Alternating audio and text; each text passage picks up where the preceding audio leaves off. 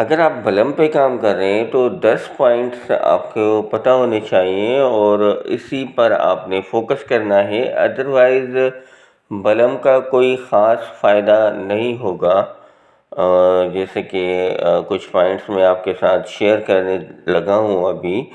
तो इनमें से नंबर 1 जो पॉइंट है वो इमीडिएट TGE डेट अनाउंसमेंट, जो कि मतलब कि जल्द से जल्द टोकन जनरेशन इवेंट की डेट अनाउंस करें। ये मतलब इस एक्सचेंज उस एक्सचेंज ट्रेडिंग शेडिंग पता नहीं क्या क्या $5000 कुछ दे रहे हैं, लेकिन आम यूज़र्स जो कि इसकी गेम प्ले कर रहे हैं, डेली चेक इन कर रहे हैं और रेफरल्स बना रहे हैं, बहुत सारा काम कर रहे हैं। जब तक आप टोकन जनरेशन इवेंट की जो अनाउंसमेंट है वो नहीं करेंगे तो आम यूज़र्स को क्या फ़ायदा मिलेगा। नंबर दूसरी जो पॉइंट है वो ज़ीरो गैस फ़ी होनी चाहिए। एयर ड्रॉप क्लेम करने के लिए कोई ट्रांजैक्शन ना होनी चाहिए और इसके अलावा कोई USDT कोई टोन ट्रांजैक्शन इस तरह की कोई डिमांड ना होनी चाहिए। जैसे कि हैमस्टर कॉम्बैट ने प्राइस हालांकि उसकी नीचे गिर गई थी, लेकिन उन्होंने किसी किस्म की कोई गैस फीस नहीं ली थी हमसे। तो इसी तरह बलम का भी होना चाहिए। अगर हमसे लाखों डॉलर्स वो कमा रहा है, इतने अरसे से कमा रहा है और फिर इसी तरीके से वो काम कर रहा है, फिर हम ही से दोबारा से पैसे लेगा, तो ऐसे नहीं चलेगा। तो एटलीस्ट 0 पॉइंट ऑफ को मतलब कि कोई भी जो फ़ीस ना होनी चाहिए और इसकी प्राइस मिनिमम 0.5 होनी चाहिए। मिनिमम कम से कम प्राइस 0.5 लॉन्चिंग प्राइस होनी चाहिए। उसके बाद अगर अप जाती है डाउन होती है तो उसका नसीब है, लेकिन इतनी कम से कम होनी चाहिए।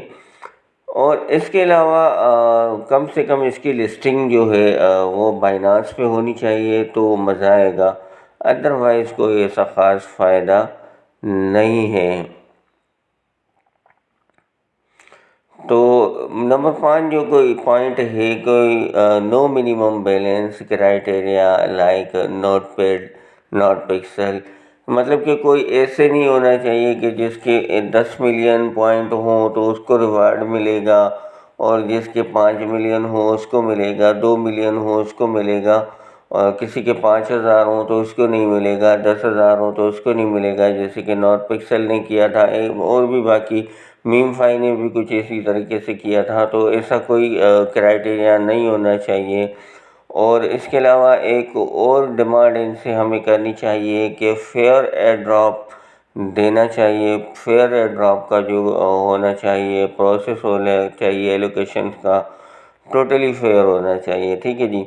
इसके अलावा 100% जो कन्वर्शन है जो रियल बलम टोकन से है, तो 100% पॉइंट्स जो हमारे हैं मौजूद हैं वो जितने भी हों वो सारे के सारे रियल बलम टोकन्स में कन्वर्ट होने चाहिए।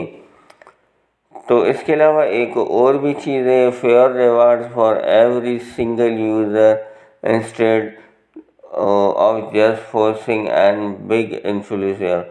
तो मतलब कि ऐसा नहीं होना चाहिए कि जिसने बहुत ज़्यादा रेफरल्स बना लिए या कोई बहुत बड़ा यूट्यूबर हो उसको बड़े रिवार्ड से नवाजा जाए और जो आम यूज़र्स हो जो प्ले कर करके इतने अरसे से मर गए हो और उसको भी कुछ ना मिले, ऐसा कोई चीज़ नहीं होना चाहिए।